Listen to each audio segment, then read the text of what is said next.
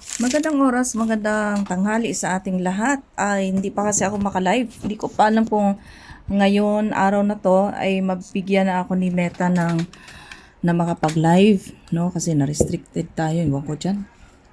Namimigay lang tayo, na-restricted pa. Anyway, people, magandang oras sa ating. Respect lang po, people, ha? Maaari po bang humingi sa inyo ng respeto sa bawat isa dahil hindi rin naman ako nakakasagasa sa inyo o nagagawa ng mga kung ano-ano man na bagay. Ito pong pinapakita ko ay para lang sa dagdag ng kaalaman ninyo. Kung ikaw ay walang alam sa karunungang lihim, ibig sabihin ng karunungang lihim bilang mga gimatero manggagamot o anumang klase sa espiritual na gawain. Balang araw, lalapitin po kayo sa mga manggagamot. Bakit? Dahil hindi kayo mapagaling ng doktor. Ang mga albularyo dapat nire-respeto. Yung mga pinupost namin ay nire-respeto nyo rin po dapat.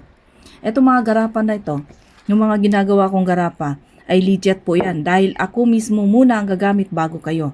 At sinusubok ko muna yan. Itong mga sangkap na ito ay pwede nating ipahid sa mga bata, matanda, o sakit sa mga kung ano-ano mang klaseng meron ka. At hindi lang po panghaplas ito. Protection din po ito sa mga kulang barang, sa mga sugat-sugat, sa mga kati-kati, no? At sa mga aswang, no? Takot sila sa mga ganyan kasi ito ay may mga orasyon, lalo na yan. May mga orasyon ang mga yan, mga taladron. Ito ay may mga orasyon na gamit diyan sa loob, puro orasyon talaga, sulat yan. So ito naman ay radya kayo ang laman, no? Antigo na po yan. No, mga gamit ko yan, mga people. At ito naman mga mutya ng shell, mga ano yan, mga kabibi. Yan naman ay taglay nito ay pampaswerte, protection sa kabal. Protektado ka dahil yan ay nakatikom, no?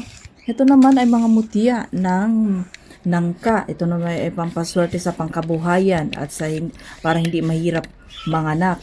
So iba-iba ang kaalaman natin mga people. Tayo ay nagsishare sa inyo dahil kami may mga alam sa spiritual.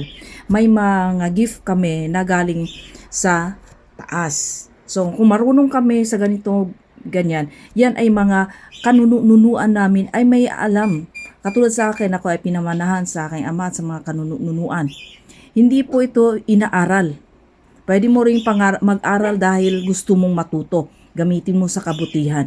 Ang lahat ng iyan, kung nakikita ninyo, sabihin nyo, bato lang naman yan. True! Bato yan na nagiging buto ng nangka. No? Buto ng nangka na naging bato. Ito naman shell na naging bato. Kaya tinatawag naming mutya.